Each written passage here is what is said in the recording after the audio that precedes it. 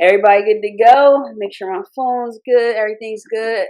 Welcome back to another episode of Sober Black Girls Club podcast with your hosts, J. Nicole and Katie. We are back for another episode, and today we do have a special guest with us, so this conversation should be interesting, helpful, fun, all of that good stuff. But yeah, Katie, what's up? What's going on? Nothing. So I actually just came back. I'm like running on zero sleep. I'm so exhausted, so tired. I just came back from Cali. Delta Airlines need to count their days. Let me tell you what they did. Yeah, they need to count their days. And tomorrow they will be hearing from me.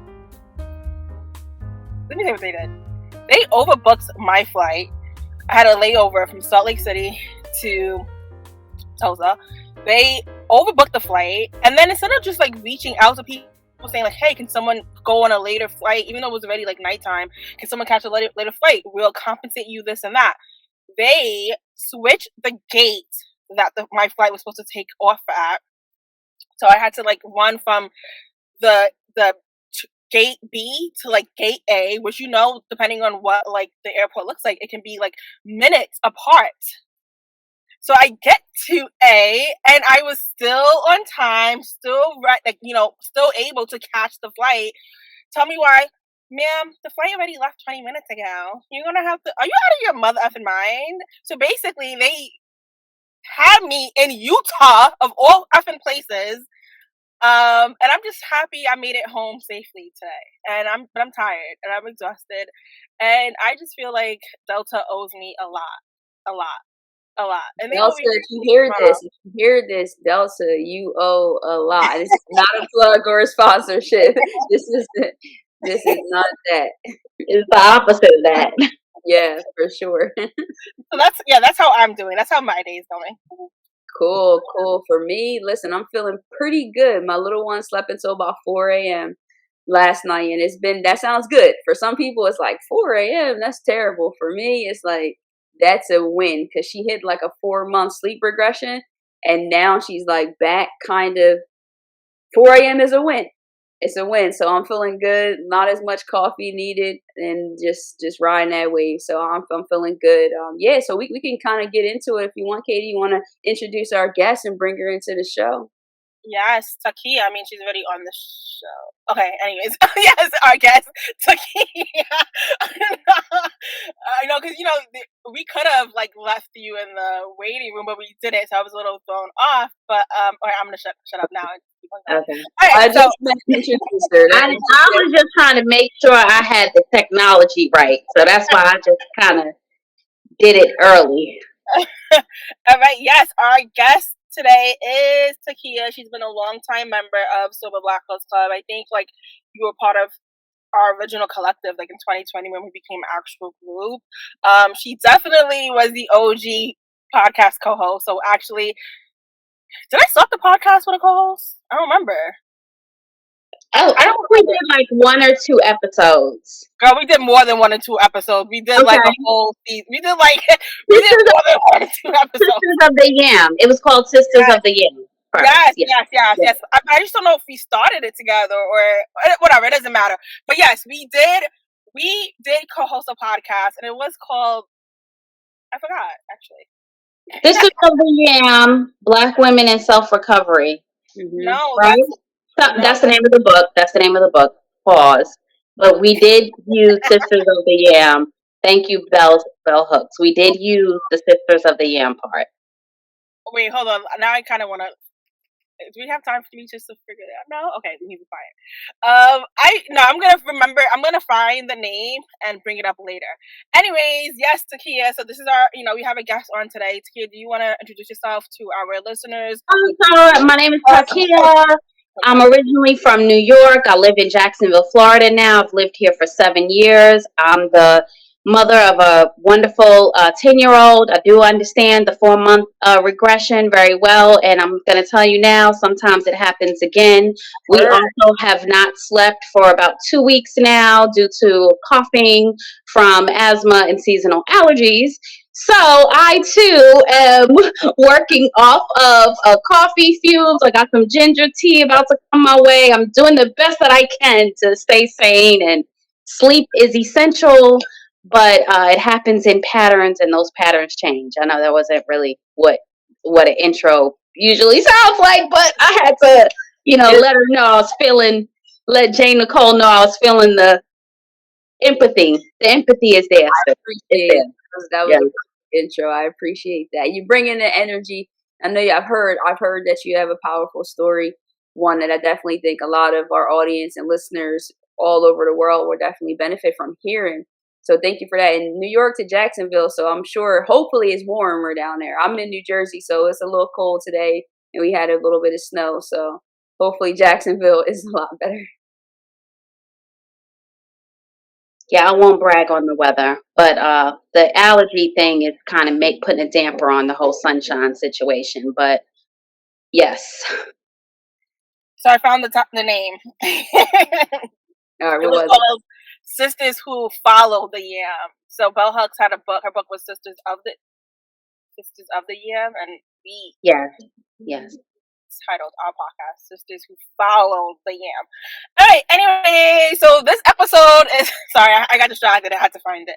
All right, this episode is titled Midlife Sobriety, and yes, Taqiyya definitely has a powerful, inspiring, motivating, story. Anytime she talks, everyone is just like glued, like listening to her, like, oh my gosh, let's talk some more, talk some more, talk some more.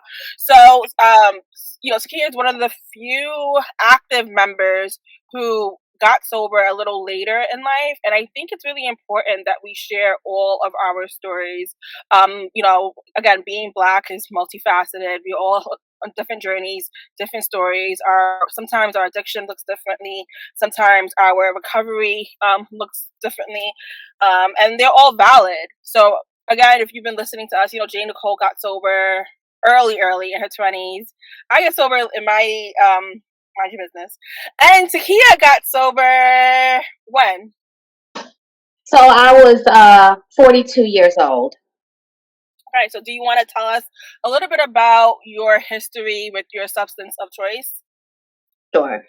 So I would say my main substance of choice has been alcohol. However, I have used uh, just about every other drug with the exception of heroin and meth. Okay. So I also had a long use of cocaine, mushrooms, marijuana. And so from alcohol, I have been sober since July of 2019. And I stopped using cocaine in December of 2017, I would say. 17 was when I moved to January of 2017, when I moved to 2016, when I moved to Jacksonville, Florida. So I didn't start really like drinking and even smoking weed until I was about 19 or 20 years old. Okay. And, but I have had, even before then, a long history of depression, mental illness, I could say, in a way. And really, it was in response to a very traumatic childhood. Okay, so I grew up in foster care, in and out of foster care. I was never adopted by my foster parents, but I had wonderful foster parents who I'm still very connected with. I call them my nana and my grandpa. My mother was very abusive, very violent, emotionally, physically abusive, and she suffers with mental illness as well. Okay, I also experienced sexual abuse at the age of 12, and when I became a teenager and early adult, even before I was 19, I was, before using drugs and alcohol, I was already doing things that were not successfully contributing to the quality of my life. Put it like that. Okay. So, and it's in response to my environment and my circumstances. And I'm not saying that as an excuse. I'm saying that as a reality. Okay. Because it's what it is, the decisions I made based on where I was at that time. Okay. In and out of mental hospitals, even with the drug and alcohol use in my early 20s into my 30s. Okay. I've been to rehabs. I went to a rehab that was for military veterans because of the level of post traumatic stress disorder that I had. That was the appropriate environment for me. And Wow. I'm not going to say I didn't gain anything from those environments. Okay. I learned a lot, going in and out of mental hospitals. And but I was a child who had been in foster care, group homes, lockdown facilities. This is what I had come from as a child. So as an early adult, that it wasn't that weird to me. I'll put it like that, right? But I never really got the help that I needed. Okay. And I never really made the shift that I needed to make to start healing myself. So I'm going to kind of like fast forward. When I got pregnant with my daughter, that was like stage one. That was 10 years ago, over 10 years ago, December 3rd, 2011, I realized I was pregnant with my daughter. That was my first attempt at real sobriety and real mental, spiritual, emotional wellness. Okay. Because I knew that as a parent, I was going to need that. And so I did seek that and I did work for that.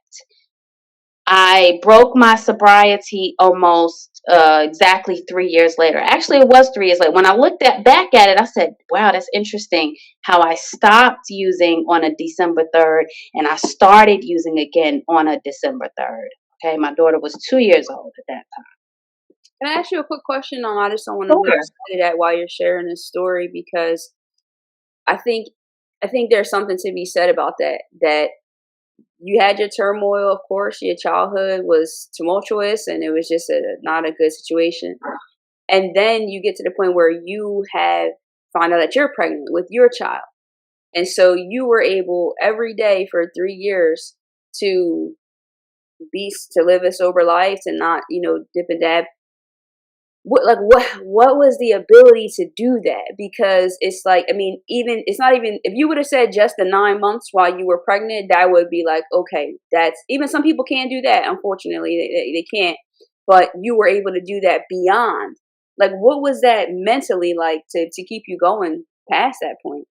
So I'm going to say this has been consistent. That's a great question. Thank you for asking that. When I look at it, it was the sisterhood that I had.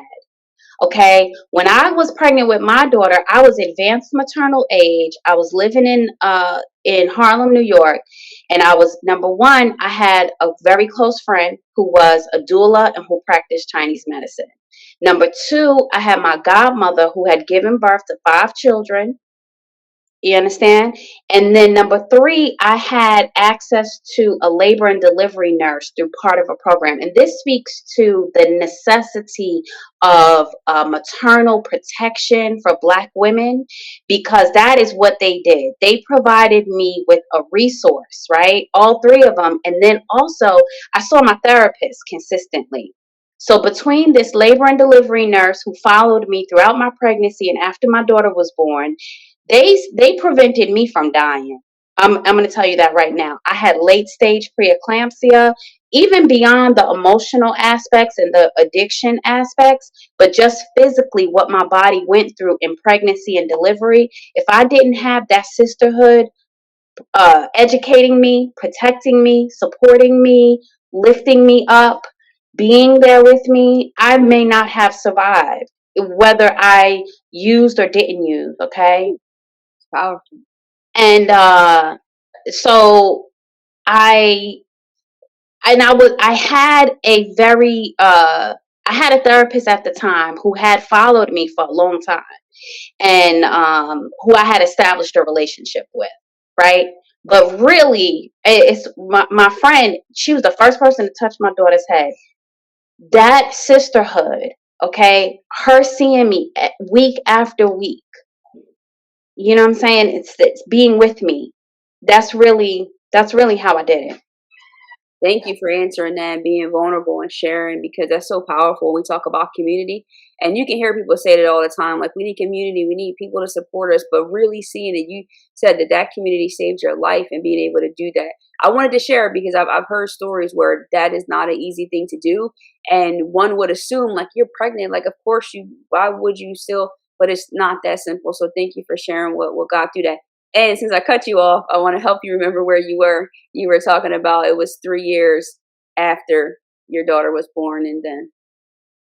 So when I started to use again, I used differently than pre-mama days, okay? And it's not to minimize it or anything like that, but I used differently. But I still used, okay? Um, when I moved to Jacksonville, Florida, the drinking became the primary issue, okay? And it got so bad that my daughter's birthday is in July. When's your birthday, Katie? Shout out to my fellow Cancer. July 7th. You're the 6th or the 7th? You're the 7th. Okay. So the 6th, the day before your birthday, is the last day that I took a drink in 2019. And really, what happened was, and this is a hard story to tell because I know she can probably hear me right now too. Okay. I, that weekend, I drank a lot that Saturday. And I was the type of mother and drinker that I was a binge drinker. Okay. And I drank wine, red wine. I don't know why I think that's interesting to people. It's probably not, but anyway. No, it's interesting to me because red wine tastes like poison, and Red wine. I love red. I really grew an affinity for the taste of red wine. So, and not sweet either. But anyway, I took her to a museum. So this is what I used to do. I used to make sure we did something together first, sober and present. So we went to the museum. I cooked food, and then I started to drink. Okay. And I drank and I drank and I drank. And the next day, I pulled up in front of this church that I had visited. And I'm not a churchgoer, but I had visited this church, this black church in our neighborhood.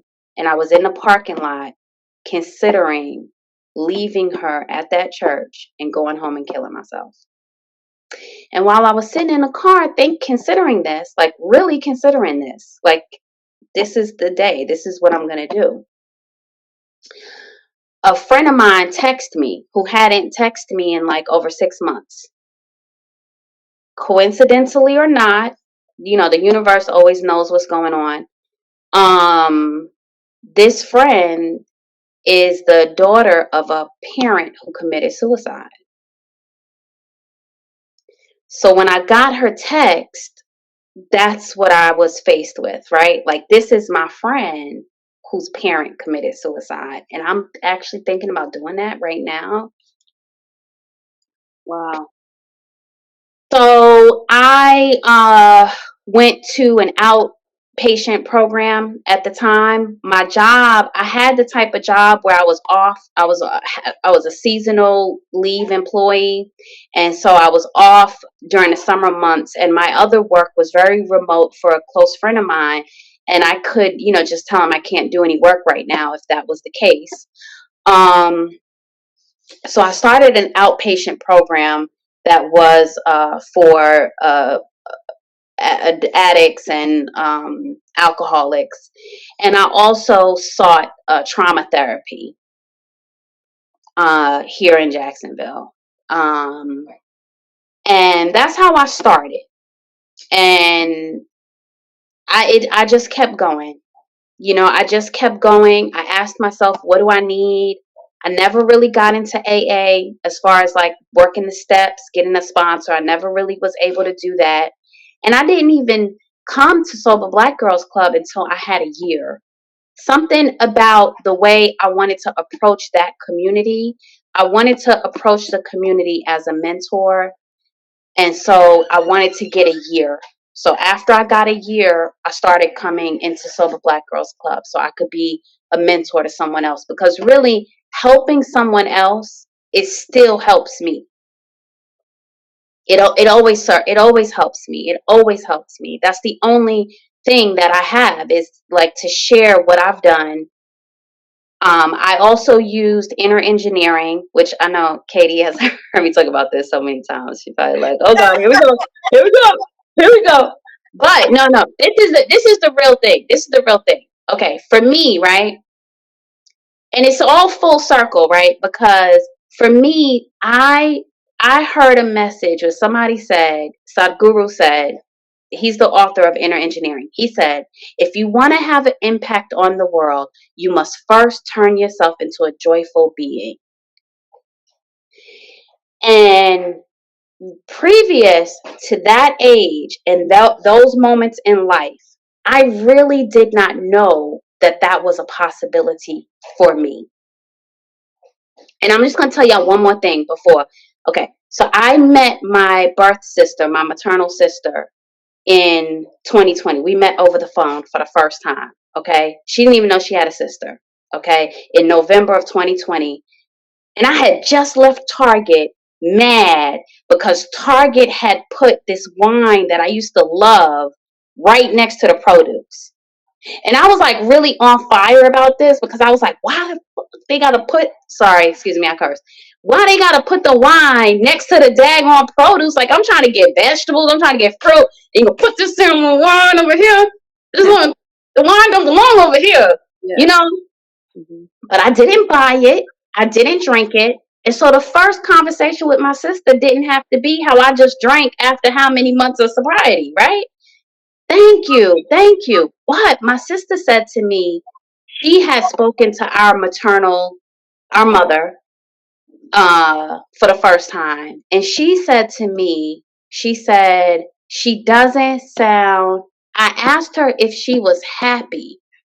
And the way she answered me was like so, so strange. And so, and I said to my sister, I don't think she believes it's a possibility for her.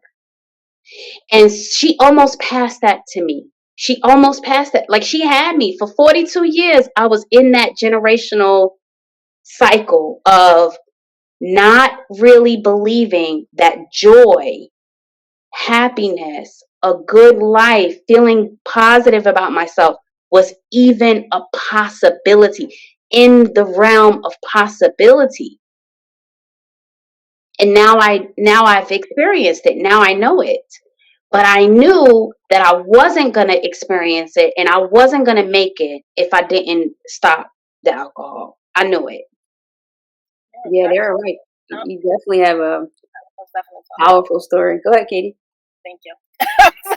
that's really, that's really powerful. And I want to say, you said something earlier that I wanted to chime in about. You definitely have been a mentor to a number of people, like in Sober Black Girls Club, when you come to meetings and just share. I know you've been a mentor, a friend to me, and I'm pretty sure a lot of other people can say the same. So I just really want to thank you, one, for like joining us today, sharing your story, and really being there for the club in whatever capacity that you're able to fulfill at that time. And I wanted to also say, don't be like Taqiyya and wait until you get to a year. Come to the club now. You come, okay? You can come to the club now. But you said a lot. You said a lot during your share. One, I'm still stuck on the PTSD. The PTSD. PTSD. I'm still stuck on that because I think that is so huge and deep. And even like last episode last week, I shared that like I had PTSD, and it's so crazy for me, for lack of better words, that like, wait, PTSD doesn't only apply to people who go to war. Like PTSD, why does that word feel so weird to me? Maybe because I haven't had sleeping coffee today. All right, PTSD is so common among Black folks, and we don't even really understand and realize that my PTSD came from 9/11, like I shared with Jay and our listeners last week. I didn't even realize that it affected me. Till this day, it gives me so much anxiety, hearing loud noises, bangs, this and that, right? So, I don't know. I'm just happy. I just wanted to chime in for that part. I don't know. Yeah. Yeah, no, I think what you said though, Katie, a couple things. I mean, one, Taqiyya, you shared so many amazing, powerful things in there that I'm sure it was just like so many gems. I'm still personally trying to process that you would assume that most people would know that joy is a possibility, that to live a life and feel those feelings are possible. But the reality is not a lot of people feel that way. And then for you being able to say, hey, I need to experience this firsthand and feel good and be able to pass that back. And Katie, what you were saying too about the post-traumatic stress disorder, I'm only laughing because it's like some firelight show going on in my background. But the PTSD though, I think the same thing with people who are in war or at war, like physically, like military and services. I don't also think they realize that's why it's post, because you don't realize it until you're out of it. And so just for us in our lives and living, like a lot of the things that we experience is just like, oh yeah, that's just how it is. That's just the way that it is, the dysfunction, all of that stuff like that. So when you're out of it and you experience something different, it's like, whoa. And so I think the powerful thing is to be able to share that with other people so they can also know that they're not crazy or tripping to feel like it's not a possibility for them. So thank you for sharing that for sure.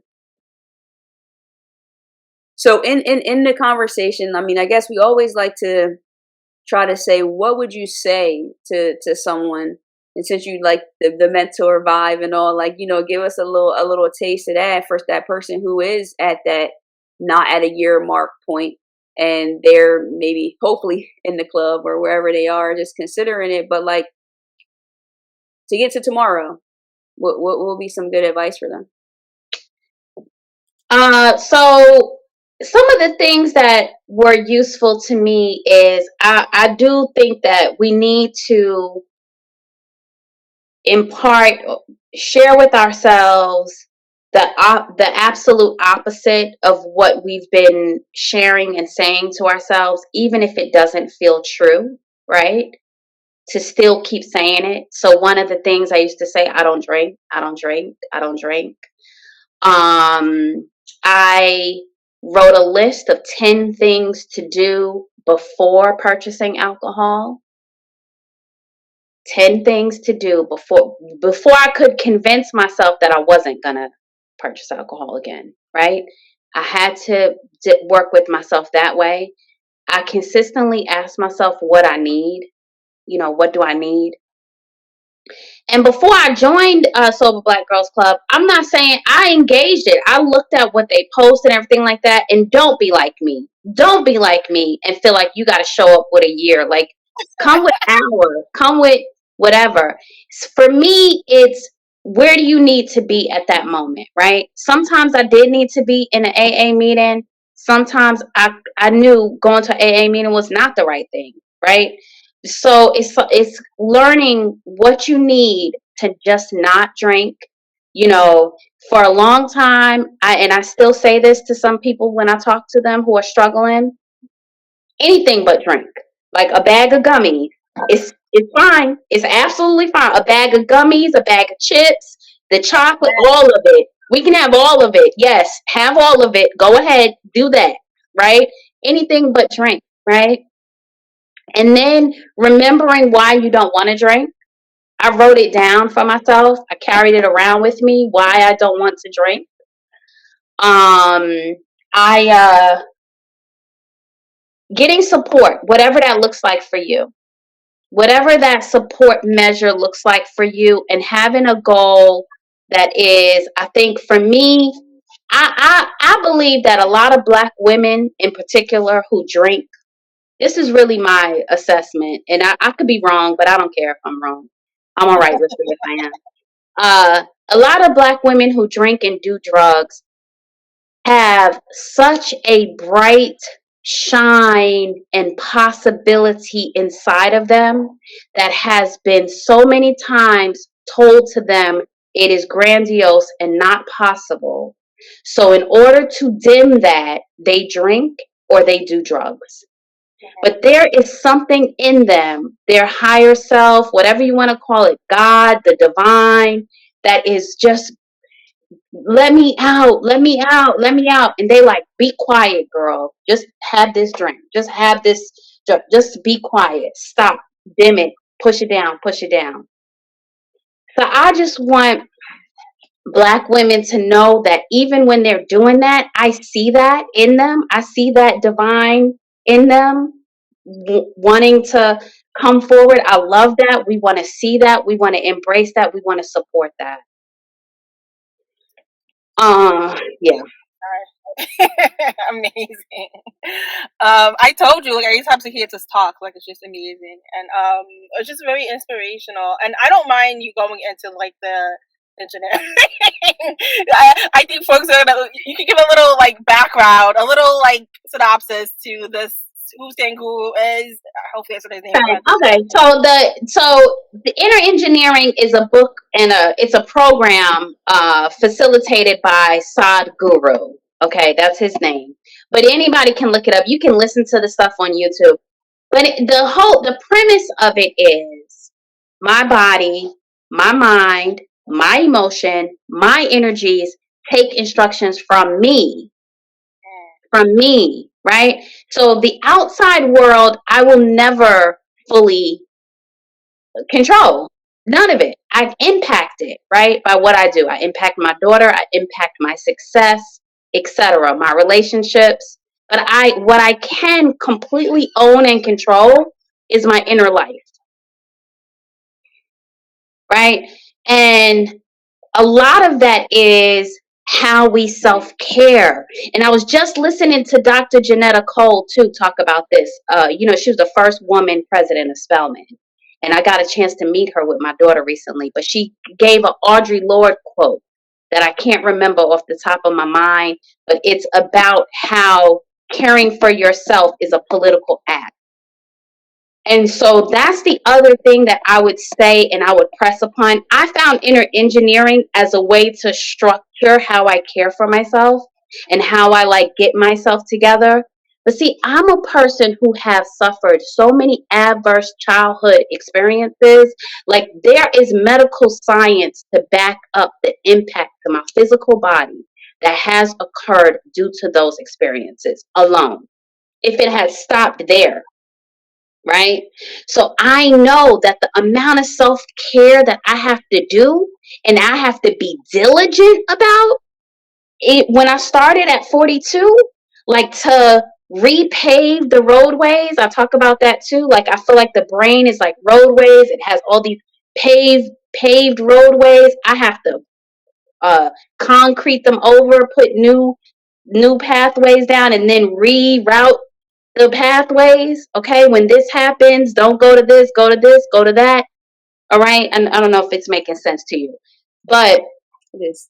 the heart, right? The care for my heart. But I have serious ramifications to my heart, not just from what I've done, but what has happened to me. Okay, it's physically ramifications. Have you ever read the book? The body keeps the score. No, by Okay. What happened to you or what happened to me, something like that. Shit. Okay.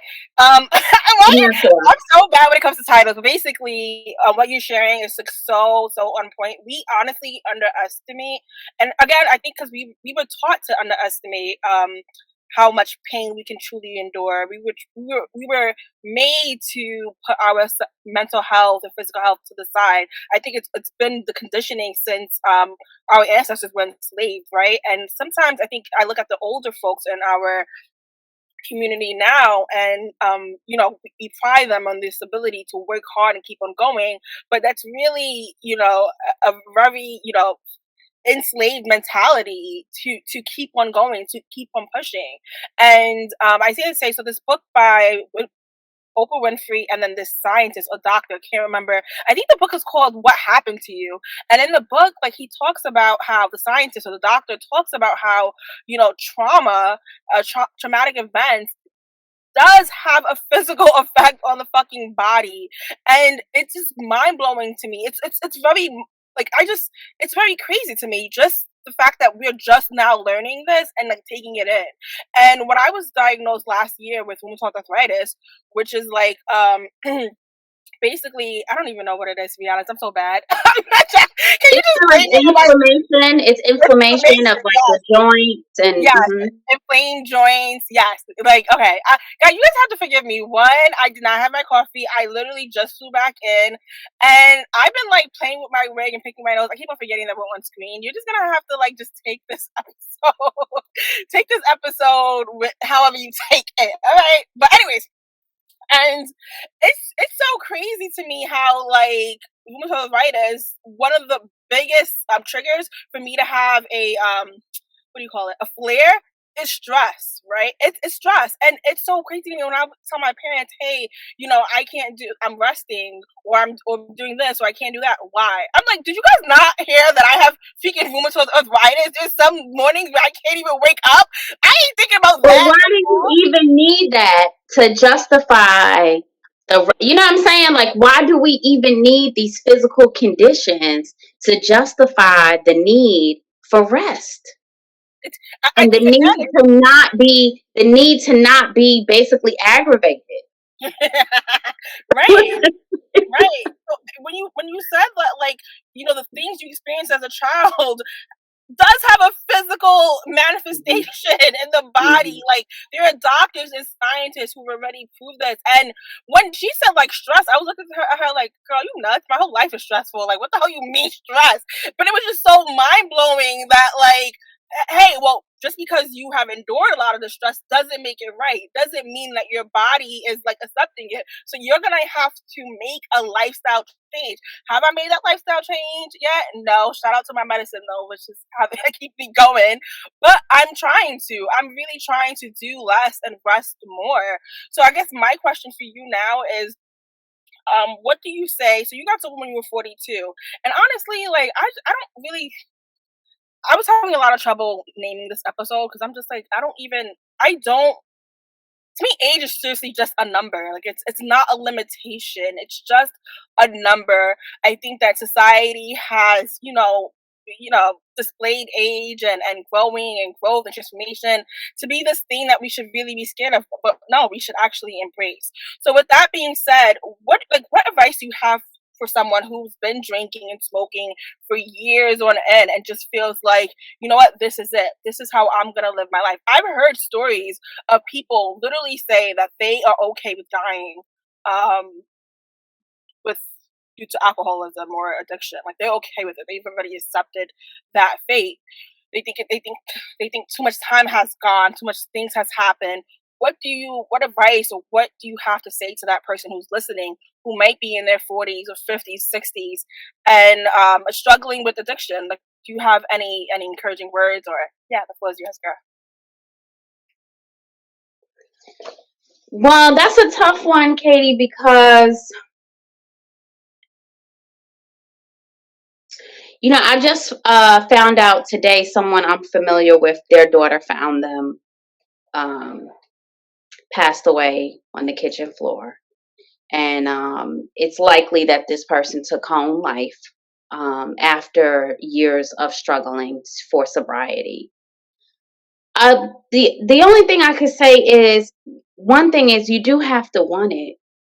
Like, you do have to want to stop. And the other thing is, I would just ask a friend, a loved one, a stranger even, please consider not robbing those around you of your light. Please consider allowing your light to shine. Please consider that, that opportunity to love and be loved.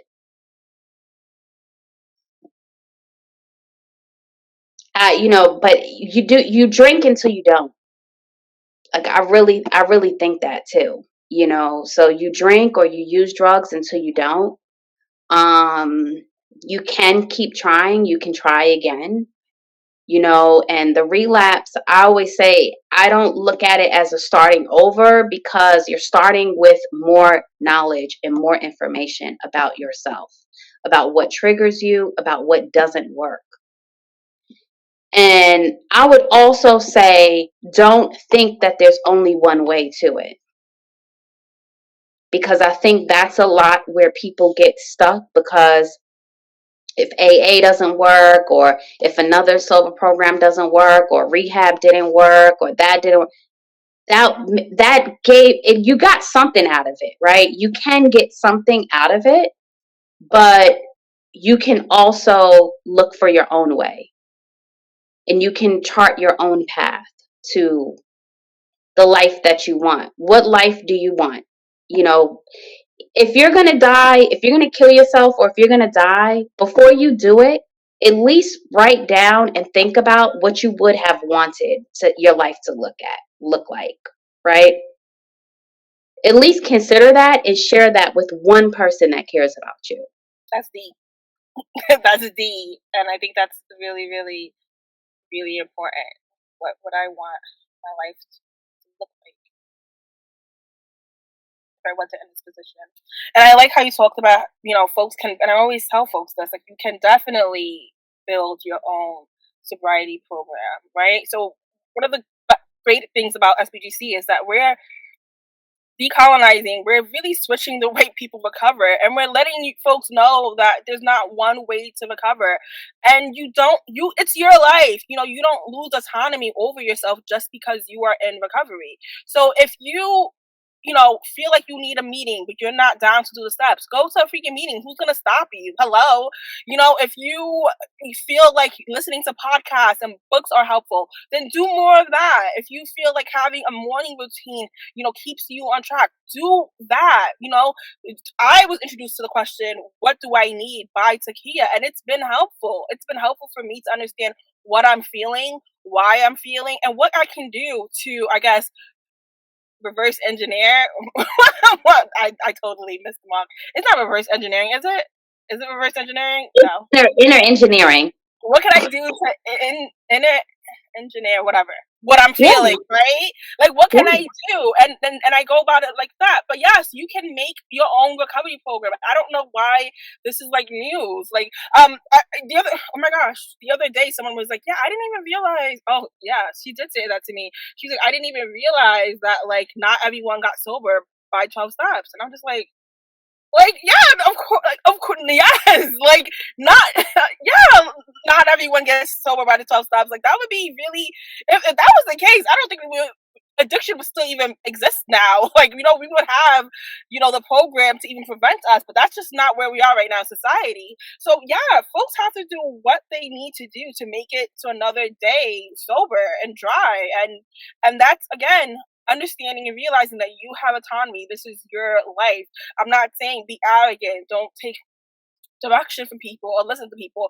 I'm saying that this is, if anything, this is the time more now than ever that you have to check in with yourself and really be your number one fan, your number one supporter. Check in with yourself. What do you need? What is gonna, make you make it to the next day sober? That's so important. I don't think that, like, without self-love, and I know this is probably, I don't know, I don't think sobriety, long-lasting sobriety, is possible without self-love and self-worth and just self. Honestly, community, we heal by community, but if you can't really see or understand why you deserve a life worth living that you don't have to be under the influence for, if you can't, I think yeah, maintaining sobriety is hard when you can't see what you have to offer for yourself, not even for other people. I know you said, like, think about someone else who's relying on you. Maybe it's just my Leo placements, but I need to be here for me. Like, you know what I'm saying?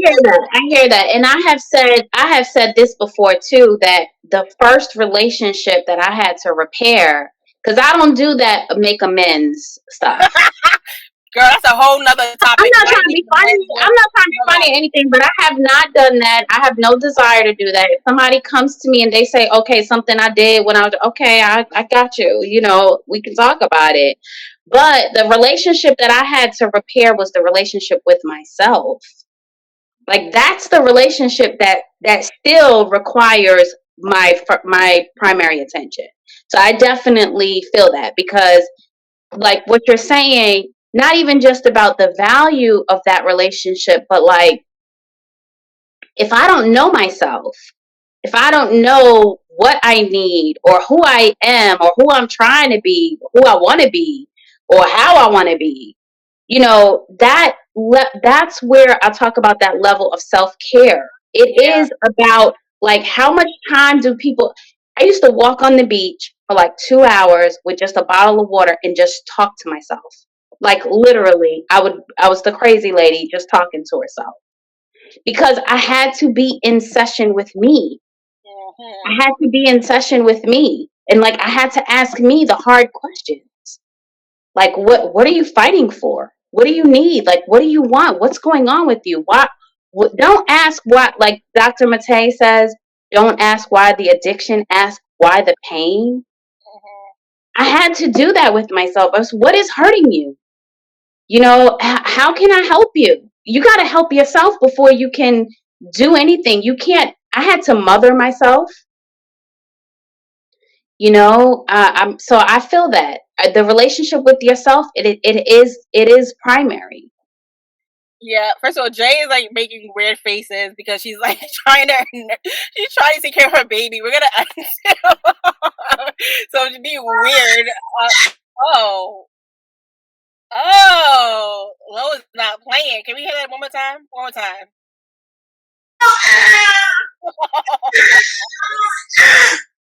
She's like, girl, you better get off this computer and come to me ASAP. No, I totally feel that. And honestly, I was just joking. Well, I'm not really that joke. I wasn't really joking, but I was joking when I was like, oh, I don't make amends. No, I think amends are, it's important, but I feel like the way making amends is talked about in recovery, it's kind of like, it's to me, it's not healing, and it's not it's a little sabotaging, if that makes sense. Again, like, getting sober just to apologize and to make amends. It's like, no, addiction or not, people make mistakes all the time. And when you think about when I think about the people who've hurt me the most in my life, they weren't in addiction. They weren't under any under any addiction.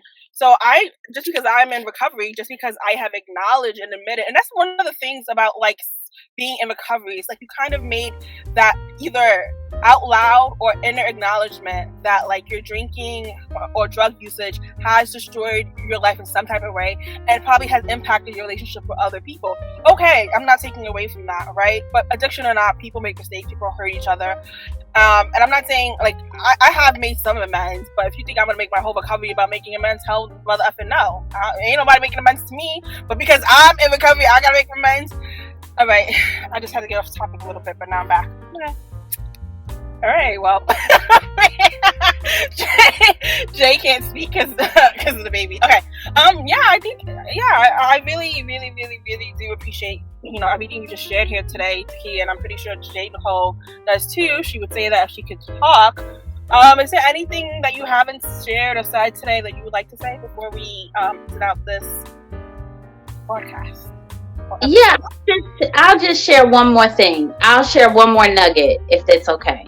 It is. So okay. part of the early recovery process in repairing the relationship with myself is I asked myself to list different things daily, things about myself that I was going to forgive myself for, that I was going to celebrate myself for, and that I was going to commit to myself.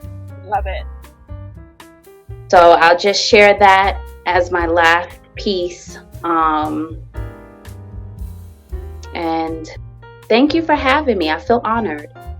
No, thank you for being on. I just want to take the opportunity to be able to just chat and just say, like, I learned a lot tremendously. I was able to really hear your story and the impact, and I know that it had to help other people for sure. And just being able to take that vantage point and look back at your journey that way, not a lot of people can do that. Like, it seems to me that you're doing that with very, very open eyes, where based on the trauma that you've experienced and what you went through in your life, that could be hard. Because I don't hear you really making excuses And that's the one thing that I think is really important. A lot of us complain and we don't really make excuses as to this, and this, but you just painted the reality of it and then how you were able to move through it. So thank you so much for sharing your love and light with us. I truly appreciate it. And I apologize for the little one. It was just, the mama Ru wasn't mama ruin. It was just, she wasn't feeling it. So I was like, I just want to get up and get her so then I could talk, but I also didn't want to get up. So I apologize. I was definitely tuned in though to your story for sure. No apologies necessary for that. Thank you. Even the baby's letting you know how much she enjoyed listening to your share. So yes, definitely appreciate you, appreciate those listening. My laptop is on 5%. So yeah, we're gonna see you next time. Not you, Taqiyya, to the listeners. Jay, I feel like you usually close out. I don't even know what to say. Close out. Please. Yeah, no, for sure. Listen, I appreciate y'all tuning in to another episode. I hope you got something from it. You had to. It was just a powerful conversation. One that you probably were going to want to go listen back more than once to really hear what our guest was saying. Taqiyya really shared her heart with us, and we appreciate that. Drop us a review. Let us know if you're feeling the show. We super appreciate it. And yeah, we're going to get back to y'all next time. Peace. Bye, y'all. Katie, child, I don't know how to mom and do life like this yet. Like, it's rough. Girl, you're doing fine.